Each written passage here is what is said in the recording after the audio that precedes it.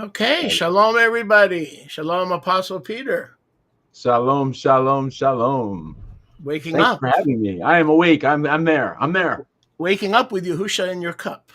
That's right. That's right. Oh, that's right. That's a good one. Hey, you dated yourself there, the old Folgers commercial. I'm still stuck on Folgers. I, I don't drink coffee anymore. I, I I, stopped drinking coffee in 2018, I think it was. well, normally that would bother me, but I, the fact that you're not a Mormon and you stopped drinking coffee. If you stopped drinking coffee because you were a Mormon, that would worry me. That would definitely. No, But you're not. But you're I not. just decided one day. Somebody sent me something, and I went, "Oh my gosh, that's not good for your head." And that was it. The Ruach confirmed it to me. I started drinking tea, and I just never looked back. I don't need coffee in the morning, as you can tell. I kind of get going. So, Let me tell you how I feel about that. yeah. You guys with your coffee, I love it. Hey, we got plenty of coffee here. We love it. No problem. Fear the beard. So in other I'm words, more the tea guy this now. is what I want from Mom will everybody. be here shortly with my cup of tea. Of course, she is my cup of tea. But Fear the beard. This is what I'm trying to get out of this. Fear me, a man of Yahuwah, and don't mess with my beard. Don't mess with the beard, man. Fear the beard. Respect the beard. That's good. That's good. Anyway, so we're going today's exciting. You want to just open or you want me to? No, you usually let me do that. You go ahead. You're excited about this today. Go ahead. Absolutely. Well, last thing I do going to bed on Yom Echad is saying Peter Martinez, 11 a.m. So you're always on my mind, but we won't tell anybody. Which means that we're joined at the everlasting covenant. We're joined at the hip. Yes. Which makes us hipsters. That's right. So we used to be gangsters. Now we're hipsters. Hey, I still got a gang, man. My gang's awesome. I love my gang, and your gang's awesome. We got two good gangs, let me tell you. I hang out with my gang any day. Baruch Hashem Yahuwah. So basically, here's what I wanted to do, and a lot of believers are coming into a full Torah walk and understanding. And one of the last areas of obedience is the new month, the Chodesh, not the new moon, the Chodesh, the new month, a set of 30 days. They go to work, they conduct normal business, or sometime a new believer will go to the other extreme and they'll treat it as a Shabbat. And it's not, to be honest. I mean, we can't add to the word of Yahuwah. It's not a Shabbat. But it is a required time of assembly, the Torah of place, right? And so a lot of folks either don't know, they don't care.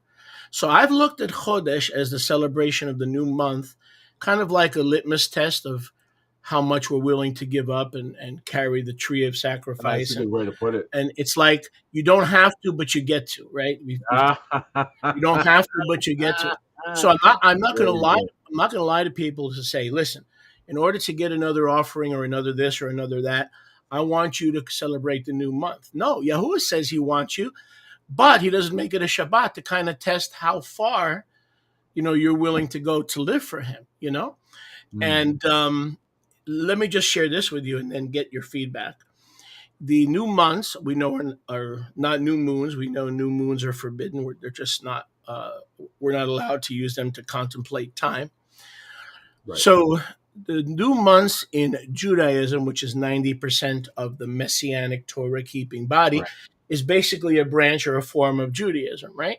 Right. So here's what the rabbis have done, and this is to their shame. I mean, there's not much that's not to their shame. They got to go to work. They have to go to the jewelry district. They have to go to the garment center. They have to conduct business as usual because they don't trust Hashem to gather on the new month. So they gather on their new moon, falsity number 1. And then they move the new month to the closest Shabbat. Watch this.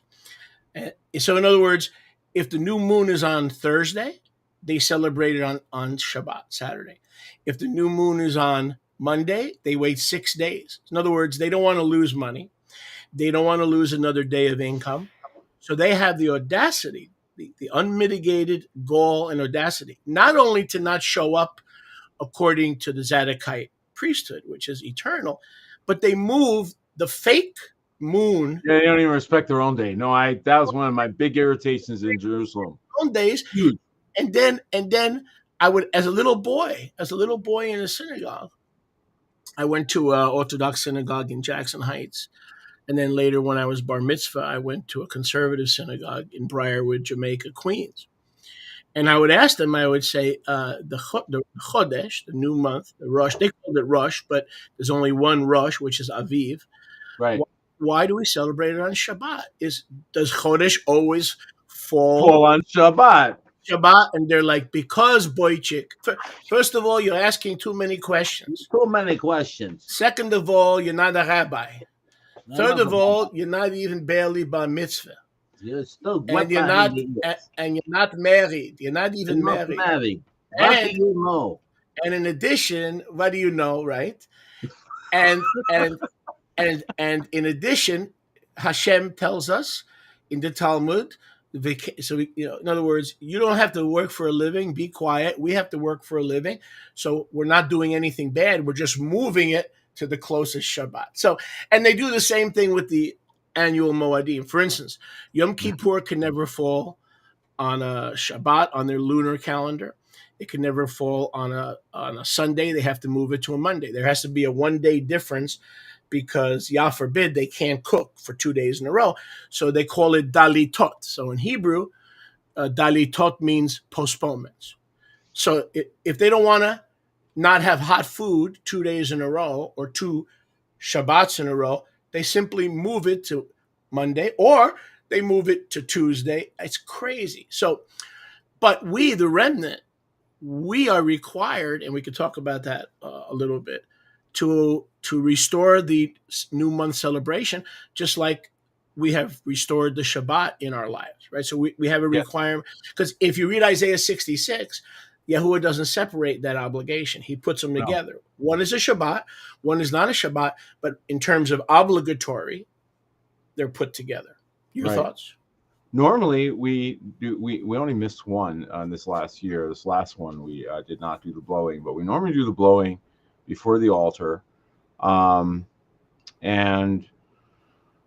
Chodesh has been a challenge for me, as you pointed out, because the question was, and it was a really good question, is it treated as a full Shabbat? So that was one of the first questions we had to deal with here at New Kingdom.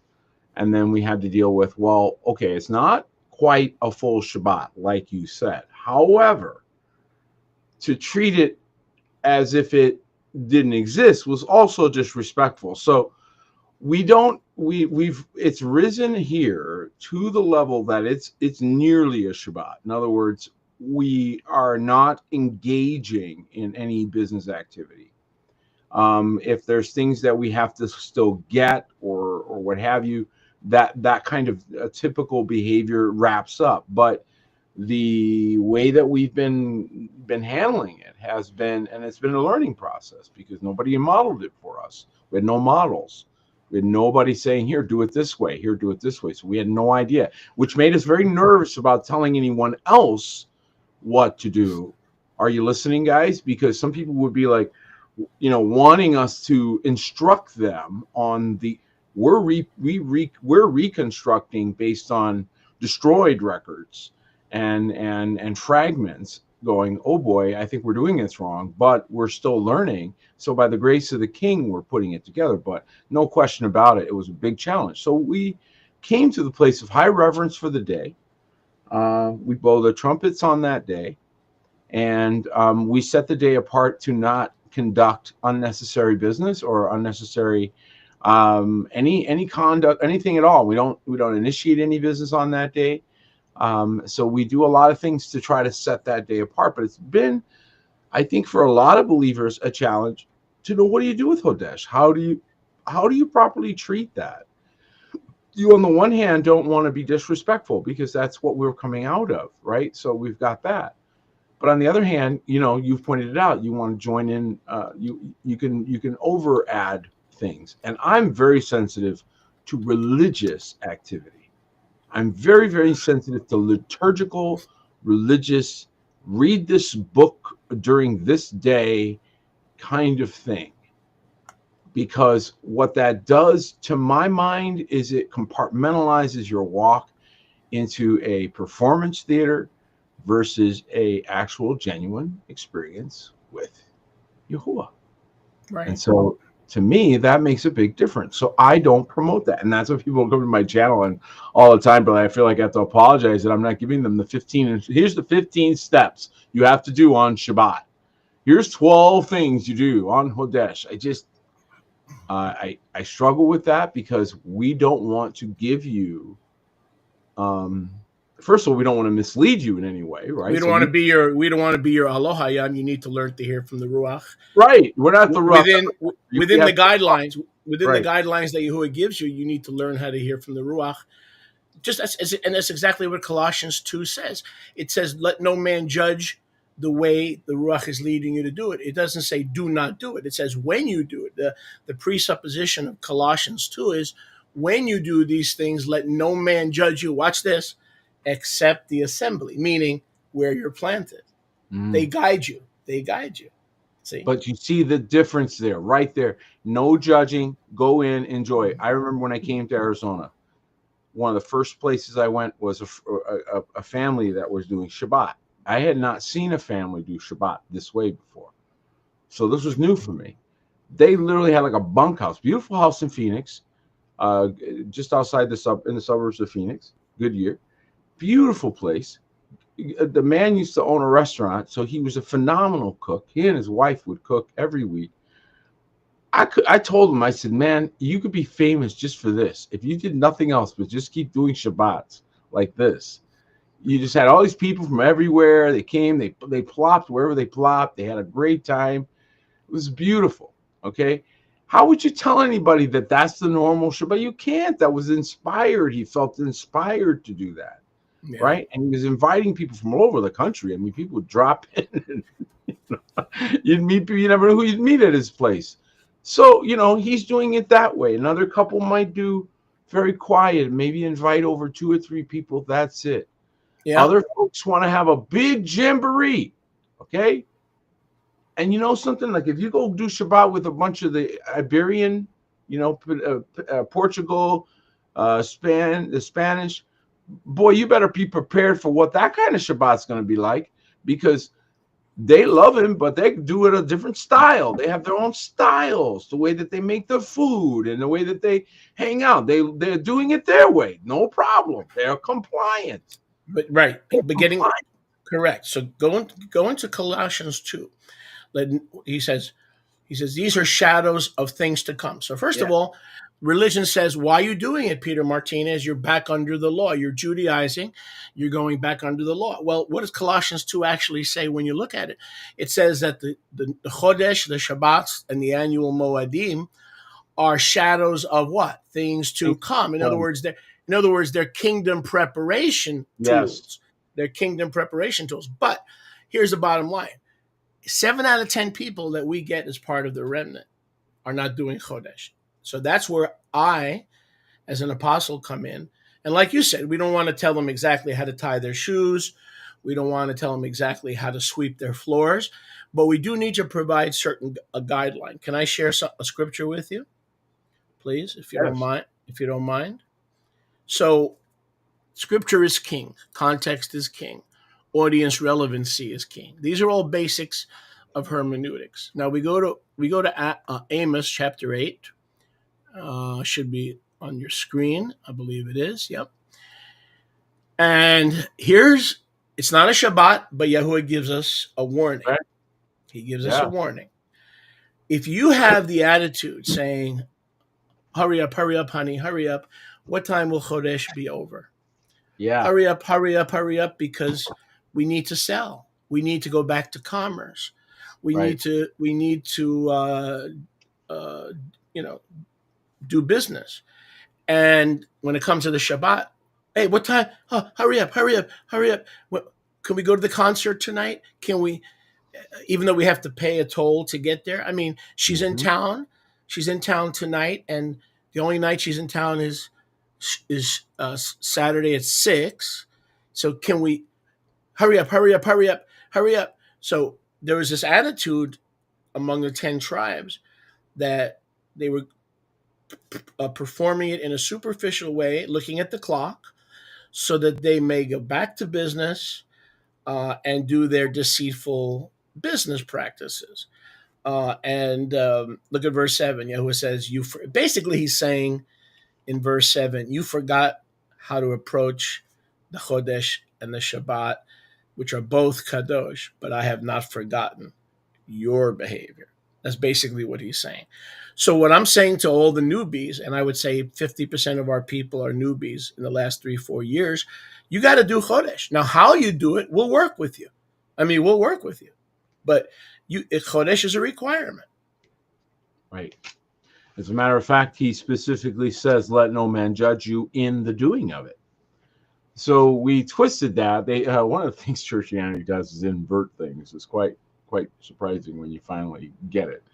But the inversion of that was, of course, totally ignoring the kadosh things. This is a very dangerous behavior, and it's something that I pointed out in our last Shabbat meeting, that people are now awakening to the reality that they might have thrown the baby out with the bathwater, right?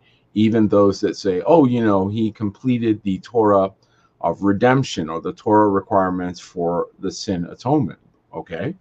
And let's go with that completely according to your understanding, Mr. Christian, right? Let's say that he did that. Well, did that negate everything else? In other words, can you now go sleep with your sister?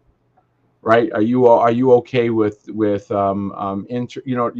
understand where I'm going? I don't want to get too crude, but you get what I'm saying. Nope, he didn't suspend all those Torah rules. Oh, okay.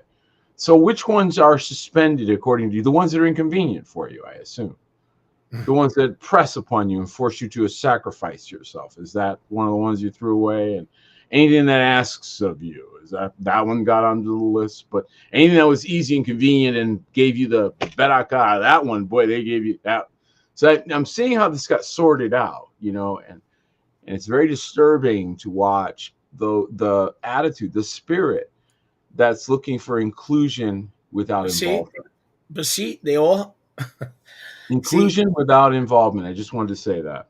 Yeah, but see, they all have the same issue.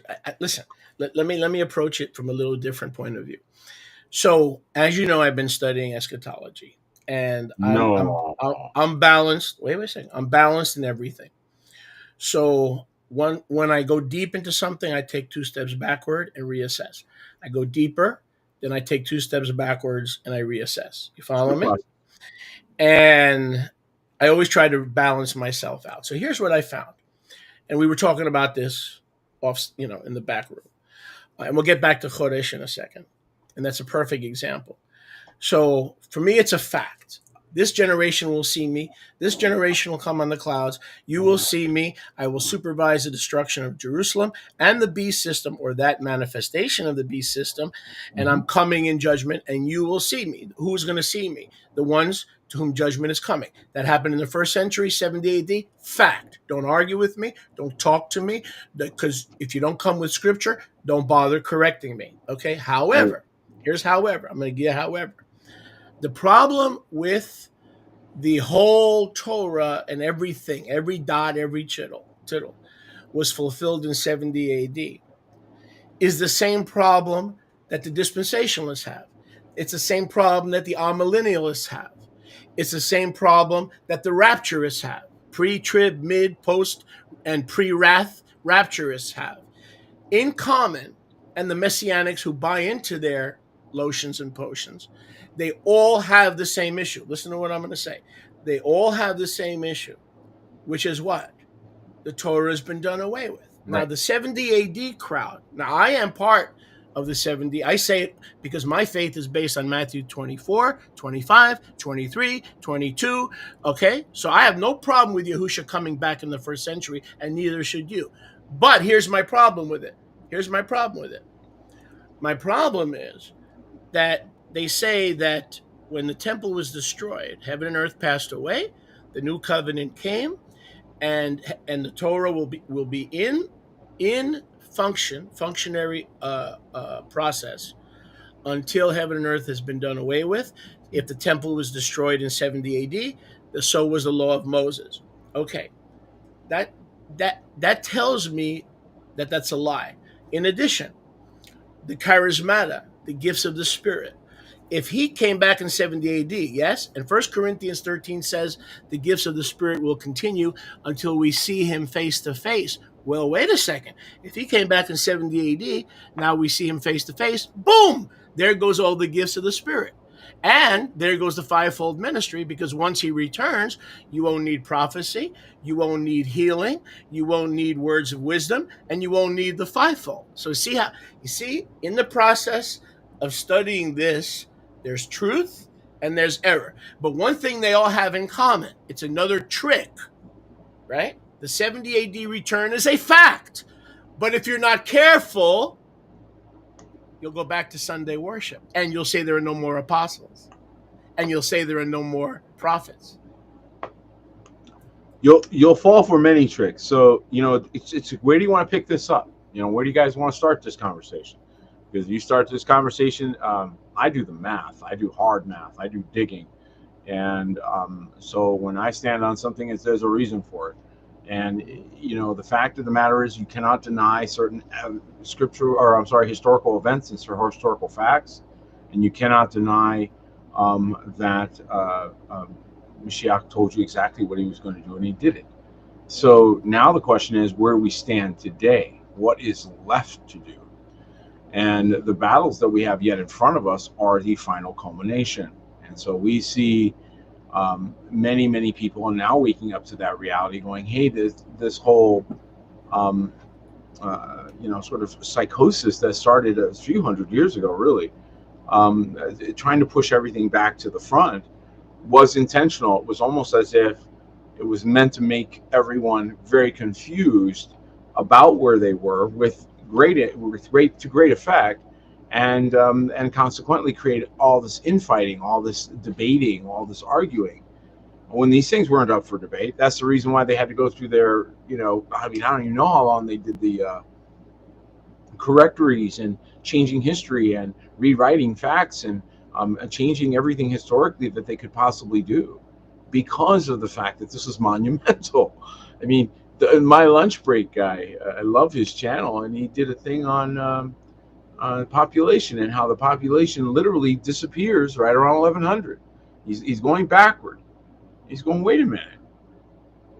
This works. These population numbers work both ways. I can go this way and count down, or I can go this way and count up.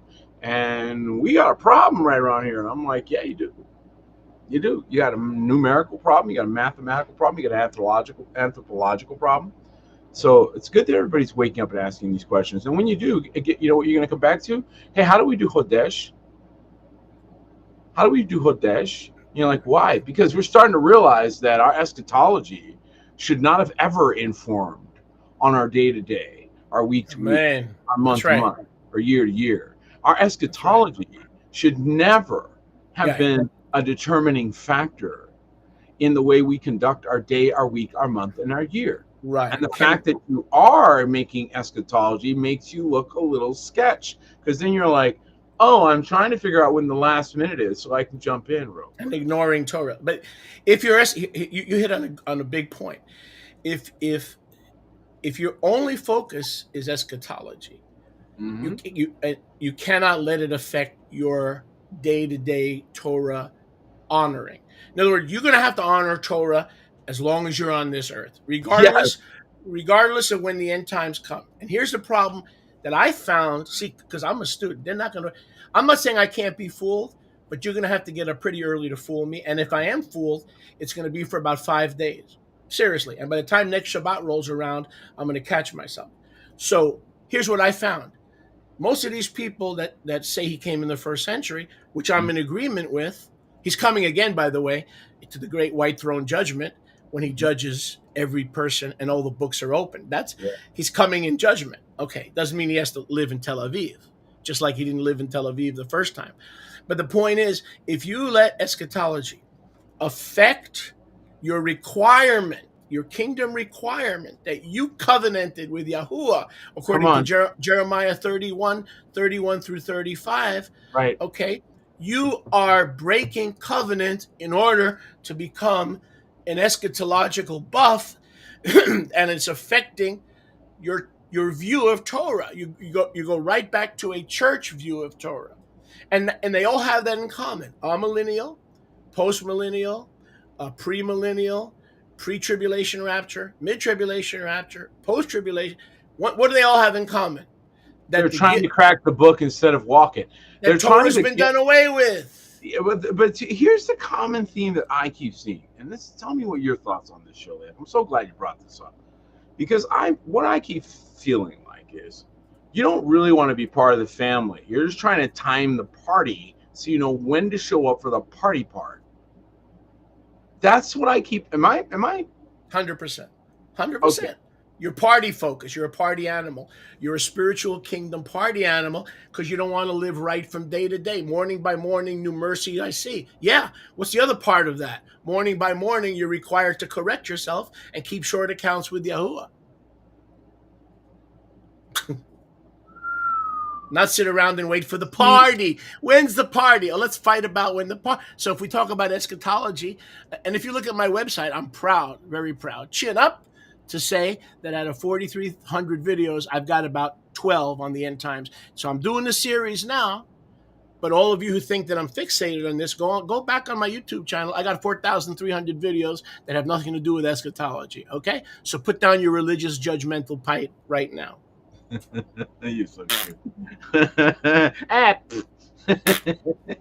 And like Archie Bunker used to say, where did she get that terrible habit? Remember Archie and You are so dating yourself.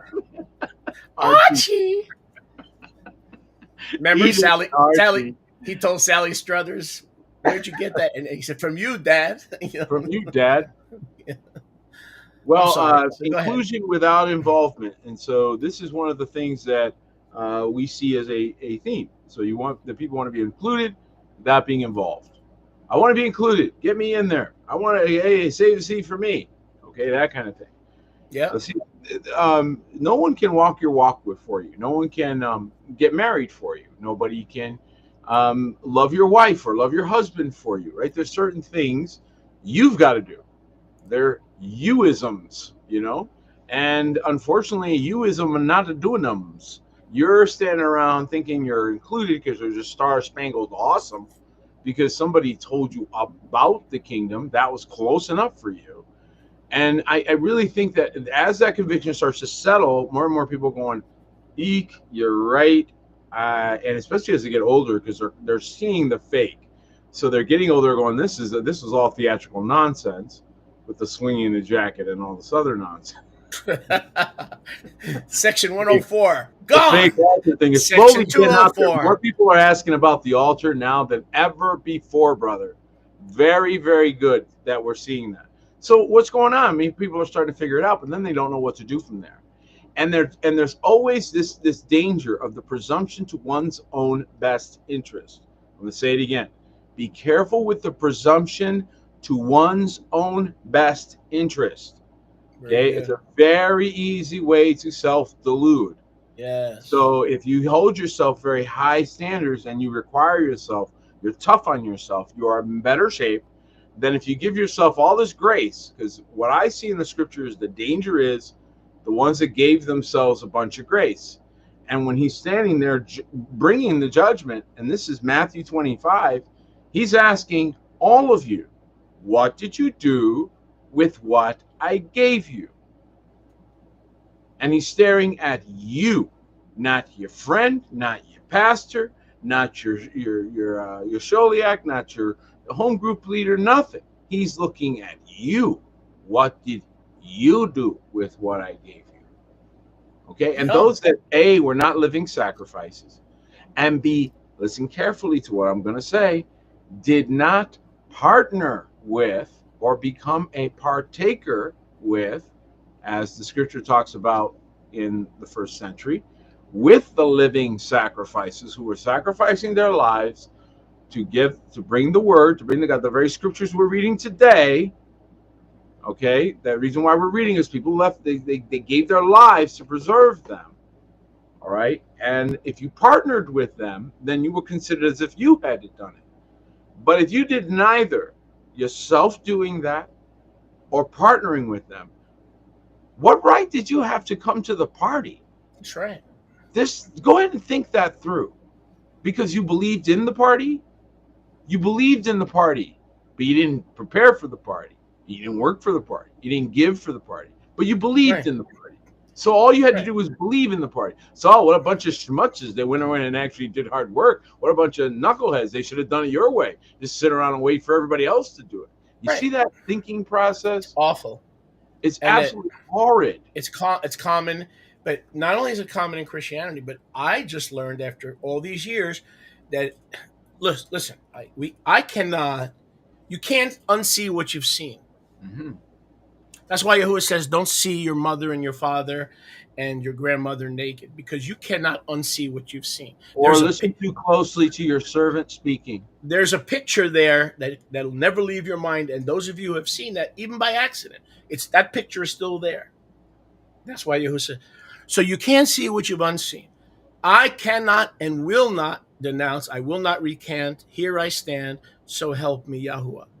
Like Luther said at the gates of Wittenberg. No, he returned, and not only he returned in 70 AD, I'm going to rejoice and be glad, because that tells me half of Revelation 20 and Revelation 21 and 22 that has not been fulfilled, and Zechariah 14 at the end that has not been fulfilled is a guarantee.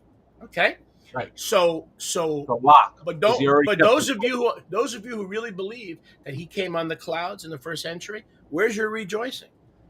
I see a lot of argumentation. I see a lot of pondering. I see a lot of chin itching. I don't see anybody like talk about party.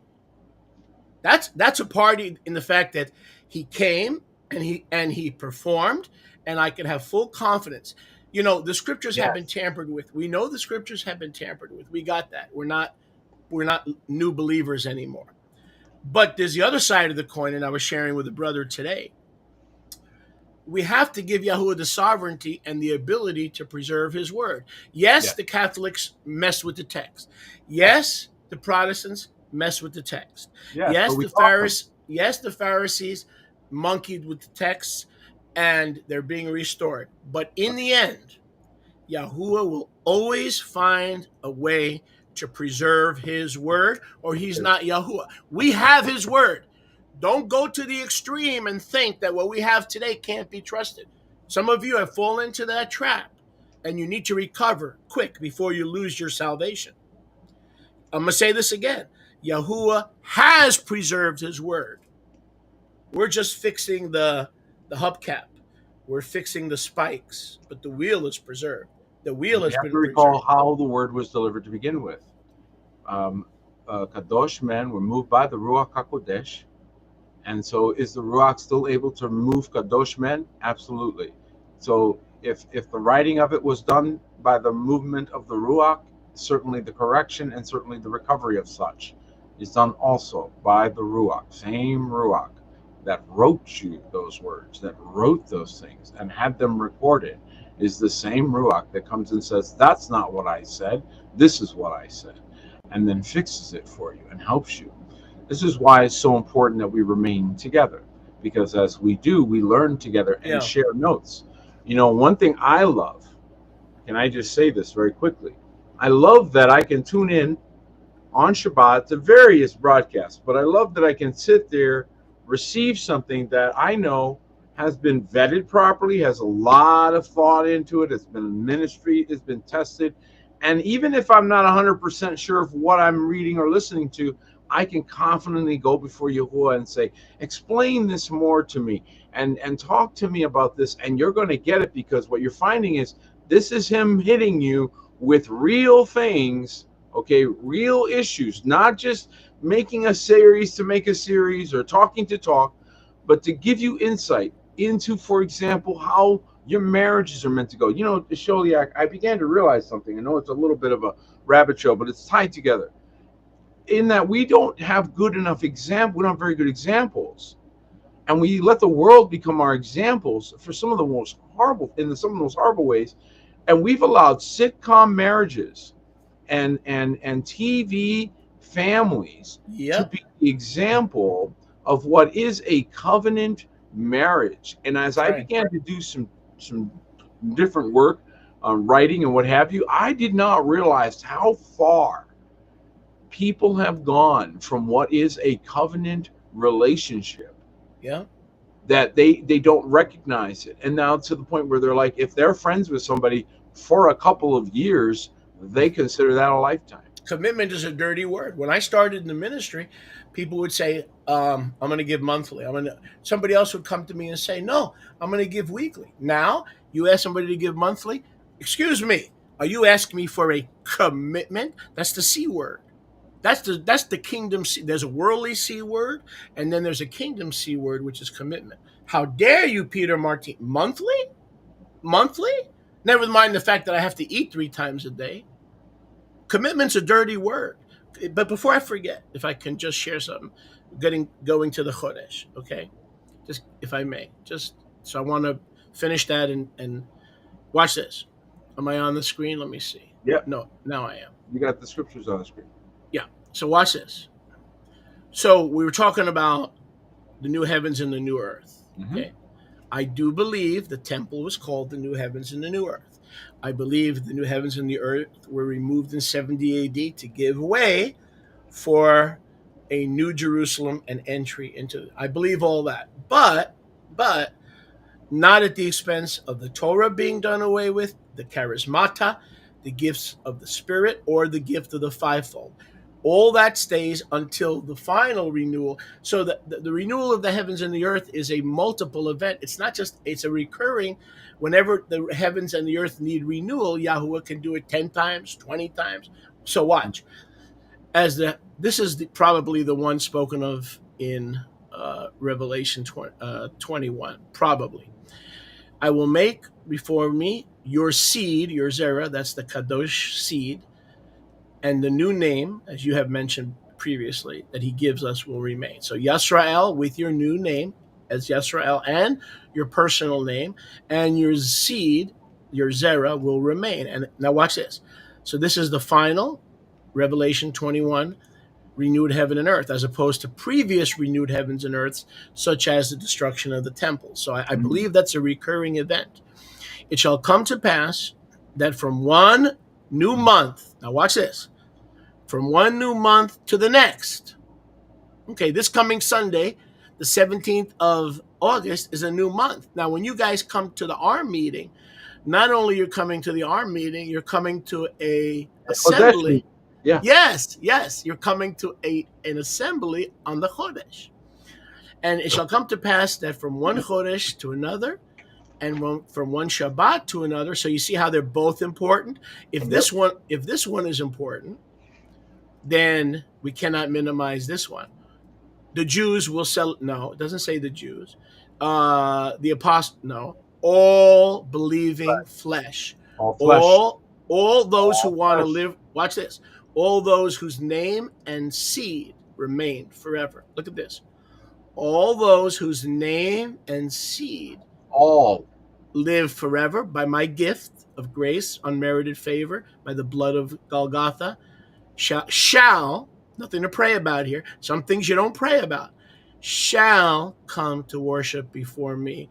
And what about the rest of the world that's not keeping Chodesh? They have their Chodesh. The worms will be eating them on Chodesh, and the worms will be eating them on Shabbat. So you got to ask this question: why are you on the other side of the screen?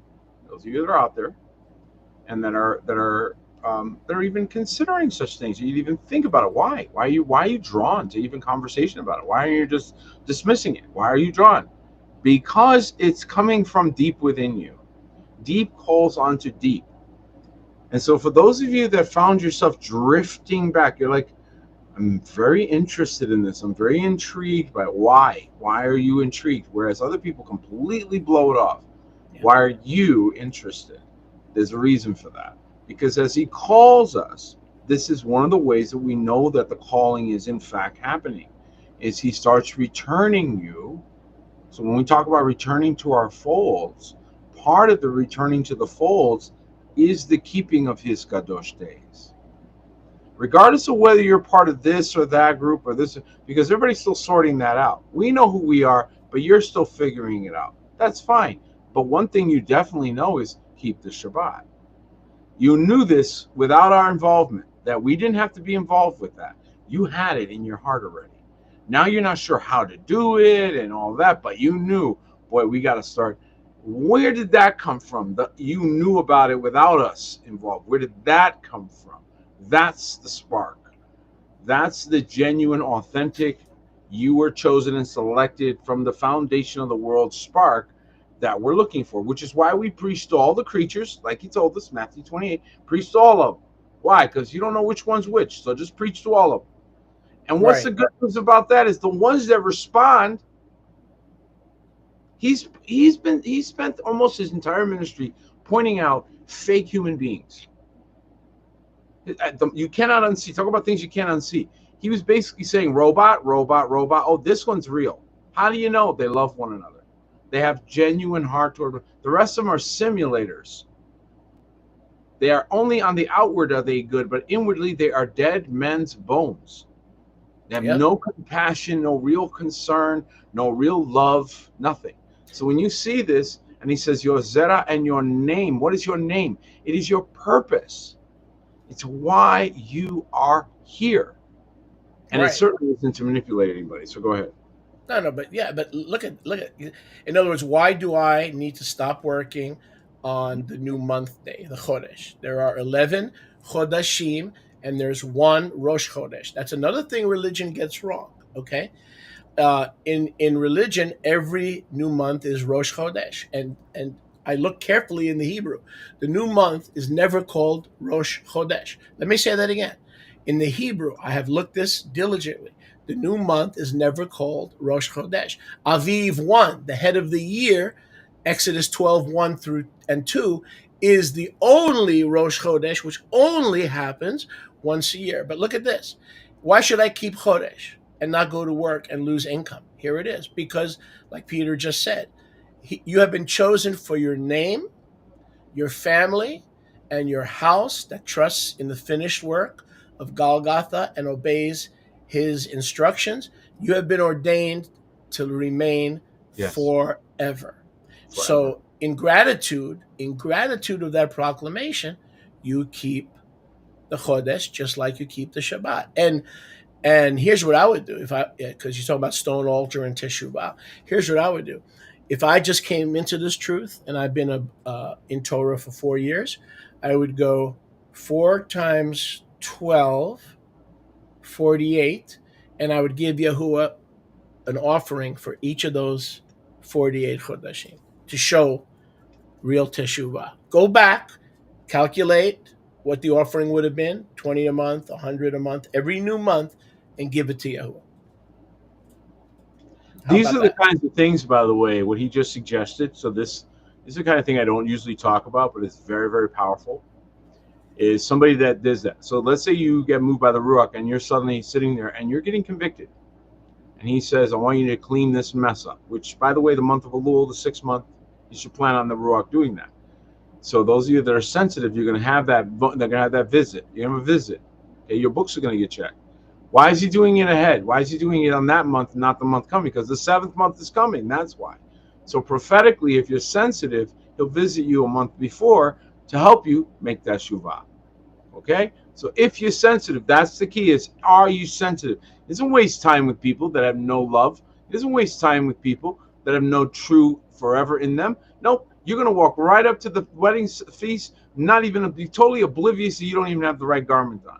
Totally oblivious. But the people that he tutored and he prepared and he walked with, they're coming in a whole different way. Why? They spent the whole month in Teshuvah. What does that mean? They checked their books. They went, oh man, you know, actually when I look, oh boy, I messed up here, I messed up there. Well, clean it up before you get to the feast. I'm talking about the 6th month coming up on Sunday. Yes.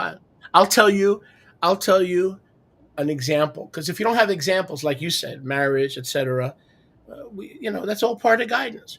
Yeah. Sometimes we're not the example. Sometimes somebody from our flock is the example. Okay. Yeah.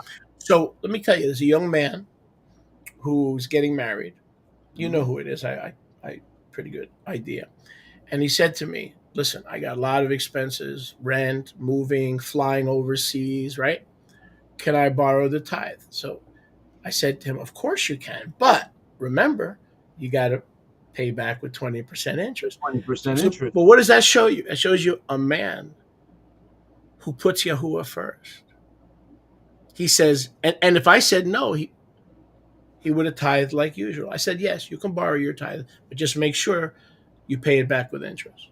You see how there are good people among us. There are people who will, and that's the, and we, like you said, we need examples. Which, by the way, brother Peter, is why the third week that you and me started talking, I said to you, I believe I don't know if you remember this, that you and Mindy should do a marriage show. Just talk about Oh, how you solve arguments, how you solve man. disagreements. Be real. I said keep it real because you remember what I told you? We need examples. I need examples because my marriage isn't perfect. We all need to learn. If we could learn from one another's ministry, we could also learn from one another's home life, right? Yes? I I could don't learn think from your people know home how to be life. married, man. I don't think they know how to be married, man. That's what I'm saying. I'm I like, got what? but what I'm saying is, even though You're right. Yes, I've I been agree with you. married, I've been married for 36 years. Okay, in one situation, and about 13 in the other. That that I have a lot to learn, and I could learn from you. You could learn from. None of us have marriage down perfectly, No, just like none of us have Torah perfectly. So right. we could the learning from each other is not just Genesis to Deuteronomy, it's real living. So that's why when, and I always say this because you always say it also, when the Ruach leads, I would love for you guys not to pontificate because that's not your style anyway, but to have a model because there are very few models. Wow. There are very few I did models. not realize, guys. I gotta say this, and I'm not putting ourselves forward. It was more like, are you kidding? Like that's it. There's nothing, and what you see modeled, what is demonstrated, is not successful. It's this. So, for example, we talked about this last Shabbat. Thanks for bringing this up, Sholiak, about how that people. I can't tell you how many Christianity teachings, which by the way, bring up Genesis 2 for me, would you? I can't tell you how many of those have been completely butchering this rib concept, right? Oh, she's right here. She's right here. No, the scripture tells you that she goes ahead of you, that she's like your average. When Mashiach in Luke 10 sends the 70 out ahead of him, you're seeing the perfect match, female to male, if I can use that as a good example, right there. He's coming to the cities, but he sends his bride ahead of time to announce his arrival, to make That's ready, good. to prepare. That's good. So she's ahead of him, going, he's coming, he's coming, he's coming. Oh, he's coming. Oh, he's coming, right? And so she's making preparation. This is the word you see in Hebrew when he talks about making a help meet for him. Correct. We Correct. we totally butchered this. So, And but then as a result, we got women out of place but who let's are say, not being, let me finish this, not yeah, being respected, not allowed to shine the way they were made to shine, man, like a diadem. Has anybody ever seen a diadem stuck in some bushel? nished. Diadem is, you talking about the opulence of all opulence. Who has a diadem? You don't even know what a diadem is. You're like, what is that? I gotta look that up. Diaphragm. I got one. My diaphragm. You want my Oh, diaphragm? diadem. You're like, what is that? You're a jewel in a crown. The Wow. brightness of your coming. Just like Mashiach is the brightness Yahuwah's of coming. Yahuwah's coming. She is the brightness. Before you tell me where you want me to turn in Genesis, let me say 2. this. But how does a two by two analogy, allegory fit with David, who had 8 wives? Let's say Yahuwah sent David out 2 by 2. Well, wait a second. Wait a second. Wait a second. It can't be 8 by 8 because he sent them out 2 by 2. Listen carefully. Any two become one flesh with a contract and a covenant and a ketubah. Any two become one flesh. Not any three, not any four. There are separate covenants with each kadosh couple.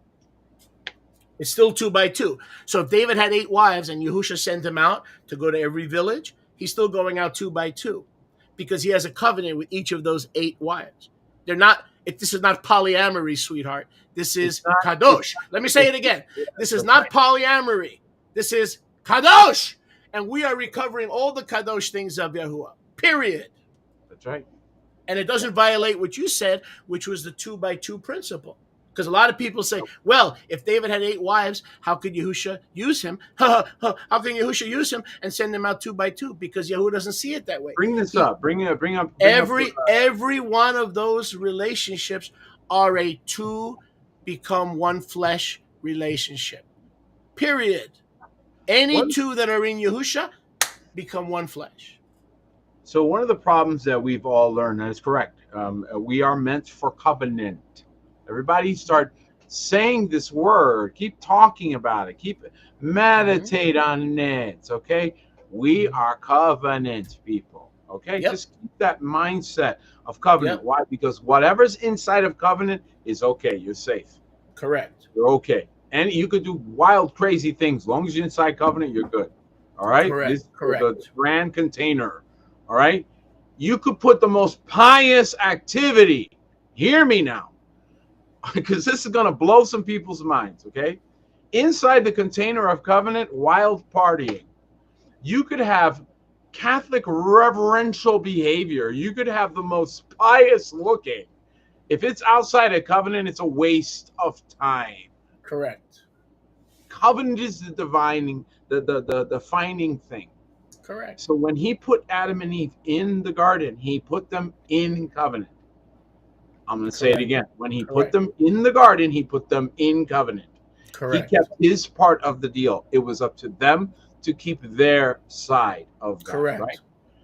When he says, it's not good for man to be alone, bring that up. I believe it's Genesis 2. I mean, I can have it on my screen too. I'll get it for you. Okay. For them, put it on there. I want to put it on for myself so I can see which verse I'm talking about. And as I was studying this, I'm going to be talking about this for a while. Guys, you want to tune in for these discussions, these next few Shabbats, because I'm going to be talking about this in preparation, I think, for Mindy and I spending some time online and chatting. Oh, man. So we're getting geared up for that. And I did not, and I don't put myself forth, and we don't put ourselves in as, we're the example, look at us, that kind of thing. No, I think we're all learning, and as we do, we realize that he has to restore to us what the locusts have eaten. And they ate something very simple. One thing that he says to us is that if you read that the elder women would teach the younger. Now, what were they teaching them? Okay, I'm going to hit you with some good stuff here, guys, so hang in there. What were they teaching them? They were teaching them the secret of fire. That's what I will call it. Secret of fire. Okay, fire belongs in the fireplace. It's a great analogy. It does not belong out there in the world. And it says in Genesis 2:18, Yahuwah said, it is not good that man should be alone. Okay, it's not tov that Adam should be alone. I will make for him an helper as his counterpart, Azerka Nagdo. Azerka Nagdo. Now, I'm not the Hebrew scholar that my brother is, so I'll let him tell you what those words mean. But specifically, the intonation that you get as you dig is in advance, a splendor that goes in advance. Why is this important? Because if a woman sees the vision and purpose of the man and gets in front of that vision and purpose, as is her calling, as is her calling. Okay? Man. Mm-hmm. That man's success quotient goes up by orders of magnitude so much higher you can't possibly fathom it. Correct. Let's say this again. Man without a woman, oh boy, don't know if you're going to get anything done. Give him a woman who catches the vision of what his job actually is. Now that man doesn't even, it's almost like he doesn't have a choice because his wife is making it happen. Okay? Because she's grabbed her role. Now, I want you to stop and consider. We're done with the scripture part. You can look up that word. I'd like you to expand on it. So I'm gonna swing it back to you here in a second. So get ready for what that word means. Okay, help meet for him. David had 10 concubines. That's gonna blow your brains. Okay, so let me help you out with that. 10 virgin concubines. Right, so what I call a fire engine. And a lot of people right away, the first thought that comes to their mind is sexuality, right? They're thinking depravity, they're thinking all these things. It's because you don't have a Hebrew brain and because you don't understand the kingdom or nor the patriarchs nor the power. Okay. Number one, they were saving people from sex slavery. So just understand that. A lot of times when they were doing marriages, a lot of times it was saving people from what they would have otherwise had a very terrible fate. Okay. So it was ceremonial many, many times. It was not like, oh, we're going to have this, jamboree. But anyway, the 10 concubines, very powerful. This was what I believe taught Solomon what he learned, is that they were covenant concubines. That meant their entire life they were dedicated to one man. Come on. One man. Come on. Okay? Not a whore. Not a whore. Absolutely not. In fact, they were treated with high respect. Correct. Now, here's the thing. You are being doted on as king by women who love you, who use every bit of their gift set, every bit of their intuition, every bit of their understanding of the world around you to advise you, to counsel you, to warn you of bad guys, to warn you of people that are undermining you, to warn you of people that are talking smack about you behind your back. Yep. Okay? Think about what David had there. All right? He had a fire engine. And a lot of people dismiss it and go, oh my goodness, this is horrible, it was detestable. Really? When did Yahuwah rebuke him for that? Right? Show me the verse. Go ahead. You can't. You want to know why? Because he didn't. And they understood things about the ancient power that was given in woman, which is what created this entire thing. You got angels falling, you got all kinds of things going on. Why? Woman disturbed it all. Okay?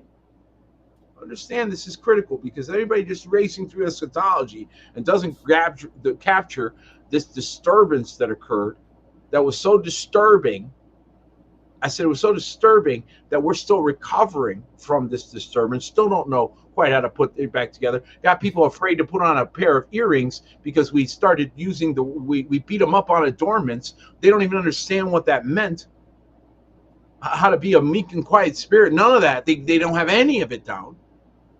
They're scared of everything. That's right.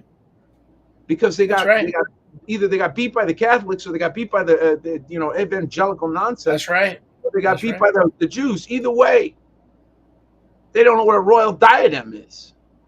They don't know that the first time the word beauty is restored to us in the Torah is when he is bringing garments back on the priests. Yeah. What for? Kadosh. You want beauty? Kadosh. You want opulence? Kadosh. Yeah. You want spectacular? Kadosh. You want clean food? Kadosh. You want safety from all your enemies? Kadosh. Your answer to everything is Kadosh. Yeah. And that to me is the message that we've missed, especially marriage. Because marriage is the Kadosh let me go ahead. The center for anything he gives you gift-wise to incubate and from the spirit to the natural. Go ahead. Let me hit on something here.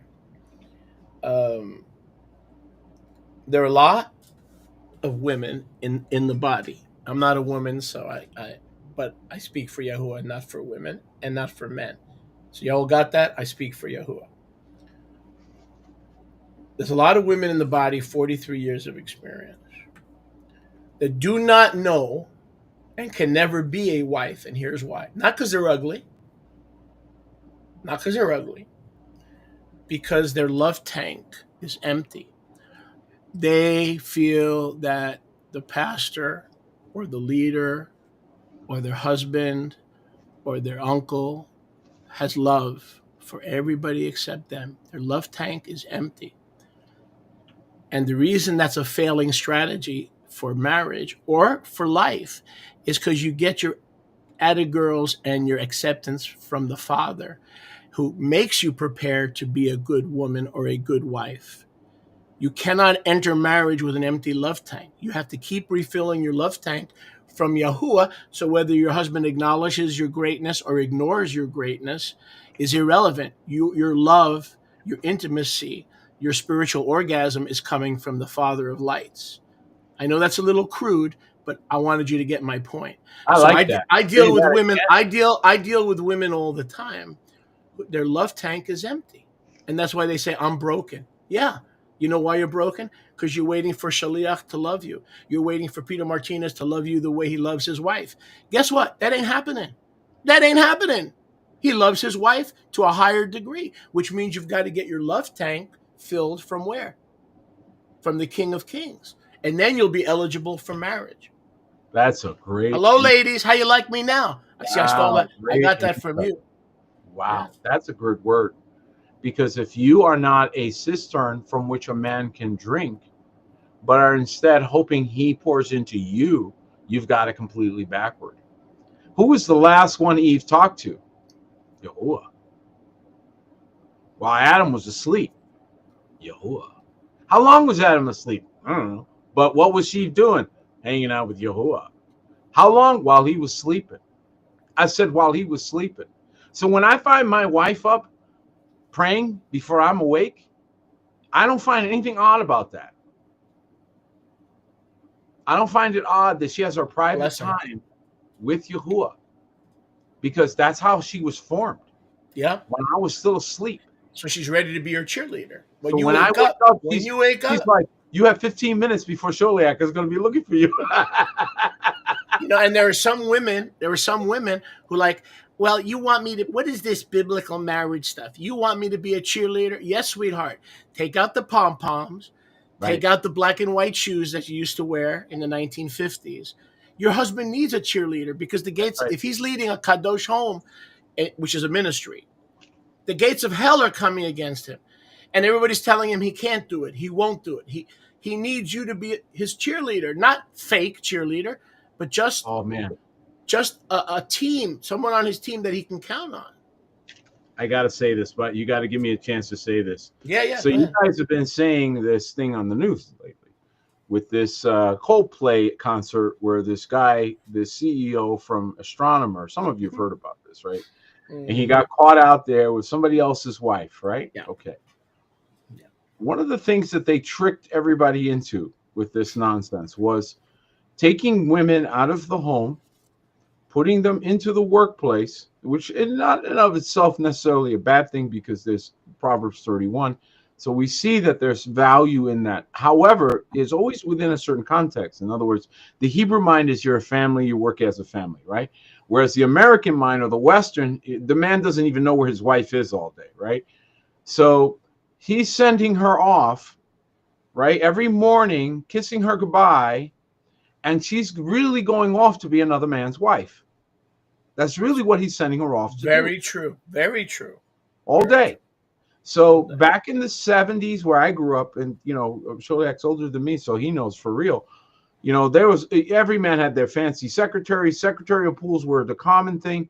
It was very common if you were not as a woman going off to some kind of professional job, you were going to go to a secretarial job or some type of clerical job, and they wanted as pretty as you're a stewardess, Playboy models, secretaries. All had to be good looking. All had to be pretty. If you wanted a job like that, you had to be a good looking girl. If you were not so good looking, you had other jobs. But the pretty girls got the jobs as secretaries and what have you. Why? Why? For fire. Same exact reason, guys.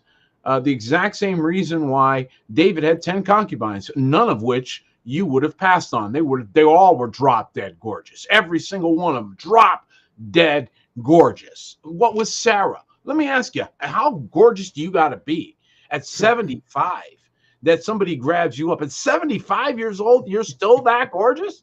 You're still that fine? Man, and her children must have been fine.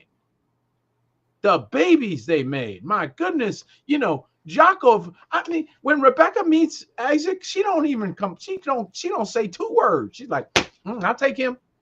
He's fine. That man is fine. Look at him. He's Sarah's son. That's Sarah's boy. That's Sarah's boy right there. That boy is fine. So fine. Kings want to grab me so fine. Look at him. Okay. Right? I mean, you don't understand these things. You don't put them into context. What is it going on here?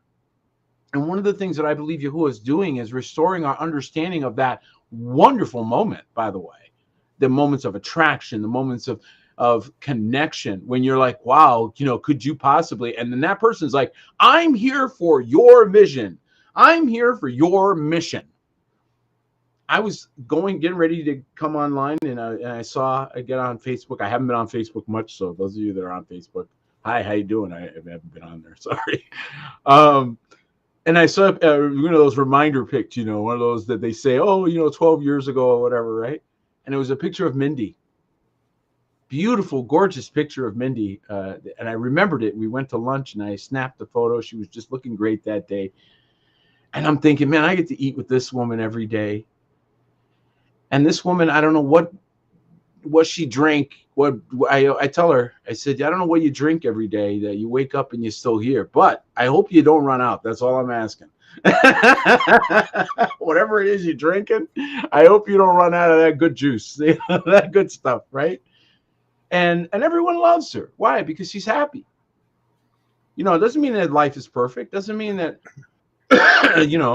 and men hit on your wife. By the way, men hitting on your wife says something's good going on there. That's true. They don't hit on these, resting, what faces. They don't hit on those.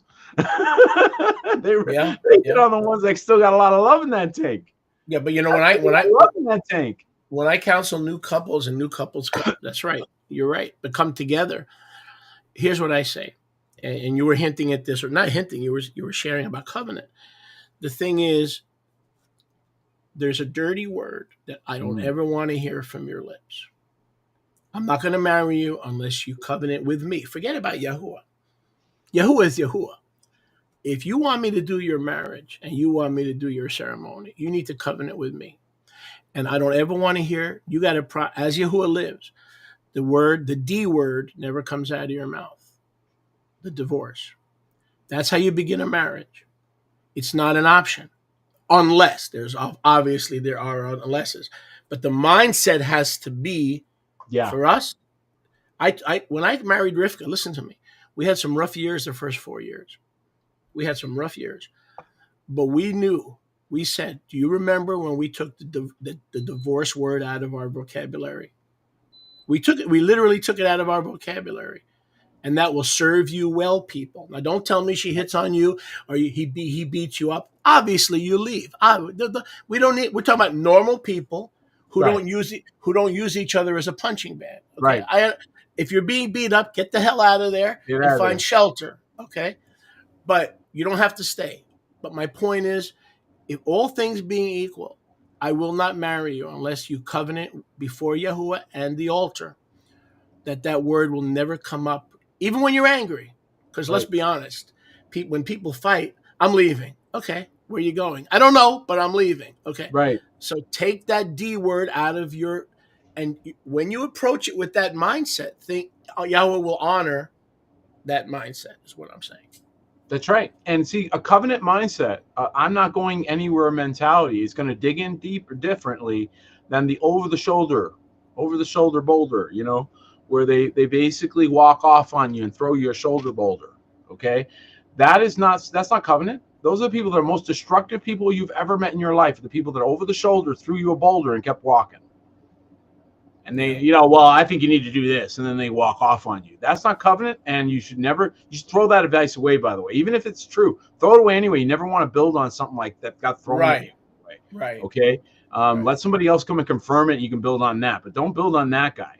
And why? Because you have to remember that foundation is everything. Foundation is everything. The story you get to tell.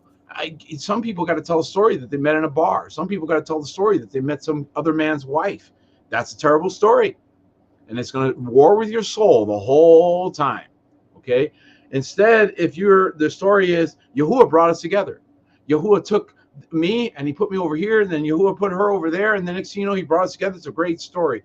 That informs on the way that you walk together. So foundation has a lot to do with it. How it formed, what put it together, what put the relationship together. And compromising there, thinking that you can clean it up later, is probably responsible for more absolute horrible marriage and situations, men and women both, who thought they could do a fixer-upper. Okay? Right. Unequal yoking is temporal and eternal. Listen carefully. Unequal yoking is a temporal person together with an eternal person. That is square scripture. It's right there in Corinthians. He makes it very clear that a temporal person and an eternal person are unequally yoked. Okay? So that is the key. It is not anything else. It is about eternally thinking versus temporal thinking. Correct. They are not compatible. But that's why the commitment is the key, because as we age, yes. Okay, and as we age, what's going to last is not how many times a week you make love. What's going to last is common vision, common purpose, and friendship. When you're in your 70s and you're still in love, whether you're making love 5 times a week or not, or 3 times a week, that you have a friendship. You're building a lifelong friendship. And one of the byproducts is the physical, but that's part of the relationship. You'll find out when you're in your 70s if you really had a marriage, because that once the sex is over, will you both leave, or will you both hang in there and continue to be best friends? See?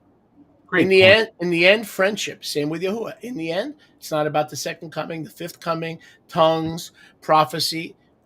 Is he a friend that sticks closer than a brother, or is he not? In the end, same with marriage. You're going to wind up when you're in your 90s, you're going to wind up as friends, not so much as lovers. I got bad news for you. Okay? All right? Here's the thing, guys. We're going to give you this as we're closing up today.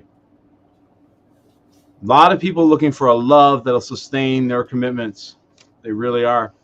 They're hoping they find something so extraordinary in the world that it will sustain them, right? But I'm telling you, it doesn't work that way. It's the other way around. It is the commitment that sustains the love, not the love that sustains the commitment. So when you have a commitment that you've made, you've done something called volition. Volition is the most powerful element of memory. It happens to be something that I had to stop, Sholiak, and include in some things I'm working on. Because as I discovered, contextual memory, just remembering things in a linear fashion, is not good enough. We all have a thing we do when we get in trouble. Whenever something is difficult, we have a thing we do. Here's the thing we do. We ask inside, when did I commit to this? When did I agree to this? Yeah. Somebody asks you to do something the day before, you're like, yeah, I'll take care of it tomorrow. Oh, okay, tomorrow, you're going to take care of it. Yeah, I'll take care of your oil change or something for your wife. Let's say it's something like that. And I'll take care of it for you, hon. And the next day, now it's 92 degrees. When you said it, it was a cool evening and you were feeling pretty good. But now it's 92 degrees, okay? And your wife is going to remind you, and if you're married to someone like Rivka or like Mindy, you're not going to get away with it, okay? Now, she'll be nice about it, but she's going to remind you that you said you were going to do this, and it was not qualified. Like, it has to be nice out, or has to be, no, it was you're going to do it. So what's now going on? Something called volition memory is kicking in, and you're keeping your word. You're keeping your word, right? Who helps that part of you, which is a big part of your character? Your wife. Your wife. You know the thing you call the nag? The thing you guys thought was a problem, the things you're throwing off, like, talks and all this. She's there to help you. Help you what? Keep your commitments. Be a man of your word. The scripture says that you are supposed to give honor to the wife. How do you do that? By being an honorable man. Man, yes. If you want your marriage to change, it starts with you. Yeah. We can listen. Yeah, One thing that's saved. We're talking about salvation and kingdom things. Okay, whatever the world does, that's their business. That's not our business. That's right. Is if you want a saved people who love Yahusha and who are going to live forever, if you want your marriage to change, stop trying to change your husband. Stop trying to change your wife. You begin to change. That will either repel them away or attract them. You change. Don't stop trying to change others. One of the death knells for biblical marriage is pressure, manipulation to change the other person instead of working out. Instead of you determining to change. You're not going to lose your temper as much. You're going to learn to control your anger. You're going to learn to be a little bit more tender and considerate with your words. When you change, she might change. When you change, he might change. But if you think, I'm talking to everybody, men and women. I've been a marriage counselor for 4 decades. And received counseling. If you think you're going to change your spouse, you are on drugs, child. No, you're not on drugs. Oh, you ain't changing nobody except putting yourself on the altar, grabbing the horns of the altar and saying, Yahuwah, make me the husband. Listen, make me the husband worth following. Come on, man. Come on, man. What did you just say? What did he just say? Wow. Say that again. Make me the husband worth following. Okay. How about what's the vision? What do you mean, what's the vision? I was just trying to get a wife. Oh, so getting me was your only goal. Think of it from a wife's perspective. I'm a wife and you got me. Okay, I'm here. You finally got me. You talked me into it. I'm here. What's the plan? Oh, babe, you were the plan. I just wanted you. What? That's going to fizzle. It's going to die. Okay? First of all, why don't you just call her Ashereth? And you can just be Baal. Because you're worshiping the woman. Ooh, kaboom. Okay? So, no, she's never your goal. She's not your goal. She's going to help you walk. She's not the person that you are supposed to make the end all. She's the person that's walking with you to the end all. And then this one little shift turns her from an object to royalty. From illicit, like porn, yeah, just because you got married doesn't mean she isn't still your porn star, or she's with you in covenant. Which do you think Yahuwah meant? That's right. That's so true. See, woman comes in and she brings fire. She brings passion. She brings ability. And yeah, a little cuckoo, a little bit of crazy. You need a little crazy in your life, honey. You know why? Because sometimes you're just a little too sedentary, sitting still. You need wildfire. You need a fire that says, let's go. And you go, okay, you know what? You're right, babe. We need to go. Okay. And then she just lost it. She couldn't handle it right then. Right. And next thing you know, you're moving. Why? Well, Yahuwah sent her to get you moving because you wasn't moving. I said, Yahuwah sent her to get you moving. Yeah. Don't you lie and tell me he didn't, because he did. And all the women that have come into our lives, whether they were wives or just our sisters, they affect us. Rivka, from a distance, Mindy will tell you. How many times do I say her name? I say her name a lot, if you notice. Rivka affects me from a distance. Why? First of all, I have respect for you. And so I respect the house. I respect my elders. And I can weigh people from a long way. I weigh them. Okay? I weigh them. And she carries weight. True. Okay? That's a weighty woman. You better respect that person. Mm-hmm. So you leave. I learned that as a child. There were certain people that were frivolous, and other people you learned, don't mess with these people. Right, but as you're right, but let me put my postscript in there. As a strong man, I had to tell her You're there will different. You're her husband. there will be times you're going to have to stand down, and you don't intimidate me. It works both ways. Yeah, It but works both but ways. but you could tell her effect on your life. You could tell that Yeah, there you could yeah. see the good that came She's a from your visionary. She's a team player and right. supportive. And And and I a lot of the kadosh women have careers, or they can go back to college. A lot of women love to go back to college, further education, and they sacrifice those things that's right. to be part of their husband's calling. And what you said before, and I'm going to reiterate: there's no such thing as a husband being called to pastor or to be an evangelist, and the wife doesn't share that calling. If that calling is not a shared calling, one of the two are walking in disobedience. There is no such thing. Let me slow down when I say this. There is no such thing as Yahuwah calling a husband into the ministry, especially the fivefold, and leaving the wife behind. Someone is disobeying. Facile. Someone is disobeying. And if it's your wife who's disobeying, keep walking with Yahuwah, He'll deal with and it. and say, I would say to her, listen, you're not walking with me the way you should. How do I need to change to make you walk with my Elohayim? What do I need to do to change for you to see some fruit that you're not seeing now? And she'll come. Most times, she will respond to that. Most times.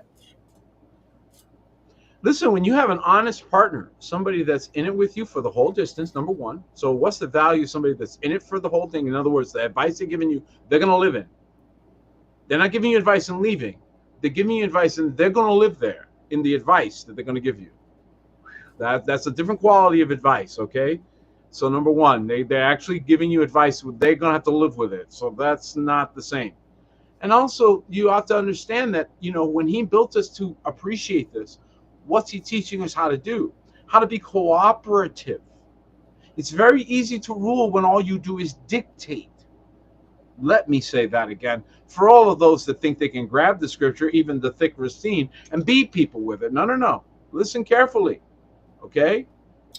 You cannot gain, you don't get submission by this method. And so instead, what you end up with is a fearful people. Resentment. Yeah. Resentful people. Yeah. So, but if on the other hand, you're inspiring, you're encouraging and facilitating the gift expression. And somebody says, wow, Adam, he didn't keep his wife under better control. Adam needed to learn to discern what voice he was listening to. Because when his wife's voice was contaminated by the doctrine of the enemy, he needed to correct his wife. Right. This is part of being a husband. Right. Now, my wife, she makes mistakes very rarely, but she does. And when she does, I have to chastise her. We call it intense fellowship. Bet you guys wouldn't like me in that moment, though. That's right. I bet you if you were videotaping me in that moment, you wouldn't like me because I'm very direct. I am blunt. Okay? Right. Because I don't want you to be thinking that something tasted good that's terrible. So right. I'll tell you straight up, I'll be the one friend in your life that'll say, tell the truth in love. Yeah. Yeah, everybody else telling you this is great. Okay, babe, this is not a keeper. Tell the truth in love. Yeah. Yep. We're the real friends. We're real friends. She knows she can count on me. And let me tell you another thing. Okay? My wife will never wonder if somebody will meet her in the rain. Because she knows I would show up for that. And that's the kind of person that a woman will submit to. That's right. With a track record of being there and walking with her and holding her hand. But you remember you asked me to explain Ezer Kenegdo. Yes. And that there's two ways to look at it. There's the right way and then there's the right way. So Ezer Kenegdo, literally neged means against you. The Antichrist is called neged.